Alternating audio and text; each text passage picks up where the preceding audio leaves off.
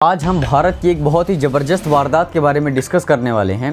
भारत के अंदर JNU यानी कि जवाहरलाल नेहरू विश्वविद्यालय के अंदर JNU यूनिवर्सिटी के अंदर एक ज़बरदस्त वारदात हो गई, जिसके अंदर ये सामने निकल के आया कि दो विंग्स, एक लेफ़्ट विंग्स जिसको साम्यवादी विचारधारा कंसीडर करेंगे यहाँ पे हम पर्सनल इस वीडियो में।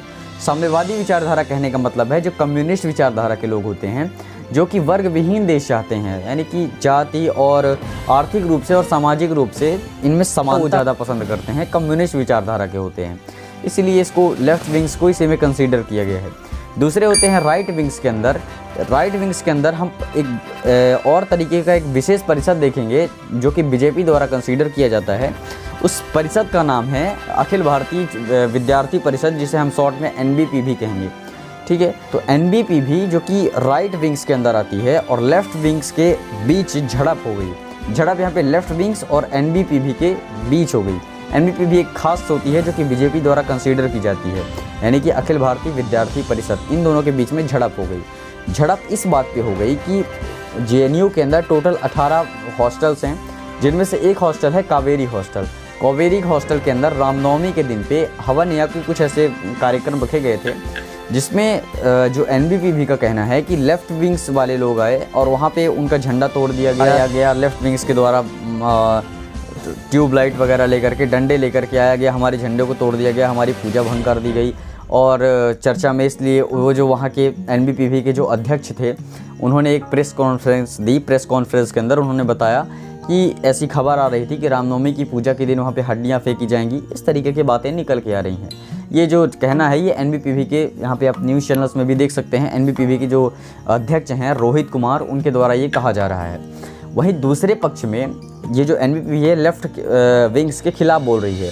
तो लेफ़्ट विंग्स का अपने पक्ष में ये कहना है, NBP के छात्र थे, इन्होंने क्या किया था कि जो कावेरी इसके अंतर्गत नॉनवेज खाना ना खाने से रिलेटेड, बहुत ही नॉनवेज खाना ना बनाने से रिलेटेड बातें की और डिमांड की। कॉलेज के अंदर नॉनवेज खाना नहीं बनेगा। तो अब ये जो ABPV के लोग हैं, NBPV के छात्र, इनका कहना है कि ये जो जवाहरलाल नेहरू यूनिवर्सिटी है, इसमें 60 टोटल हॉस्टल्स हैं और इन 60 हॉस्टल में से हम कावेरी हॉस्टल्स के अंदर भी ये प्रतिबंध क्यों लगाएंगे? ये हमारा क्या इसमें इतना ज़्यादा बड़ा वो आ गया कि हम एक कॉलेज के अंदर नॉनवेज खाना बनने से रोक लगाएंगे? लगाना होता तो हम 60 के 60 कॉलेज में लगा दें। इस प्रकार के बयानबाजी की जा रही है। तो हमारा कहने का मतलब है कि ये जो पूरा मामला सामने निकल के आया है, ये जो कंट्रोवर्सी हुई है, ये जो युद्ध विवाद हुआ है, इस कंट्रोवर्सी से ज़्यादा रिलेटेड है इसका कानून पढ़ना। इसमें जो धाराएं लगी हुई हैं, दिल्ली पुलिस ने जो धारा लगाई हुई है वो DSF और आयसा जो ग्रुप्स थे उनके खिलाफ लगाई गई है। IPC की धारा 323, 341, 509, 506 और धारा 34, इसके तहत यहाँ पे दिल्ली पुलिस ने ये इस मामले को दर्ज किया हुआ है। तो हमारा विशेष जो टॉपिक होना चाहिए वो ये होना चाहिए, विशेष मुद्दा ये होना चाहिए कि यहाँ पे ये जो एक्ट है, क्या वास्तव में हमारे कॉन्स्टिट्यूशन के अंदर कोई एक्ट बनाया गया है इससे रिलेटेड? इन सारी बातों को हम अच्छे तरीके से समझते हैं कि क्या भोजन से रिलेटेड, क्या फूड से रिलेटेड, क्या हमें वेजिटेरियन खाना चाहिए या नॉन वेजिटेरियन नहीं खाना चाहिए, इससे रिलेटेड कोई कानून है? तो आइए समझते हैं।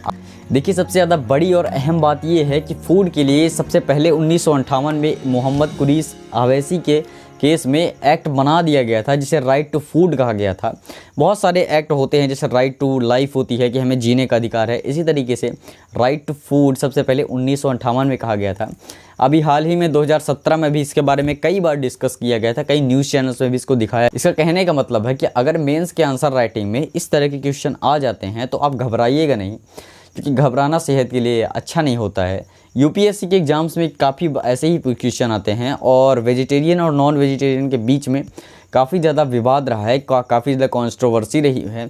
आज से नहीं, कभी लगभग 3-4 महीने पहले से भी बहुत ज़्यादा कंट्रोवर्सी रही है। आप लोगों को भी मालूम होगा, UPSC की तैयारी करने वालों को। तो मिलते हैं अगली वीडियो में, तब तक के लिए।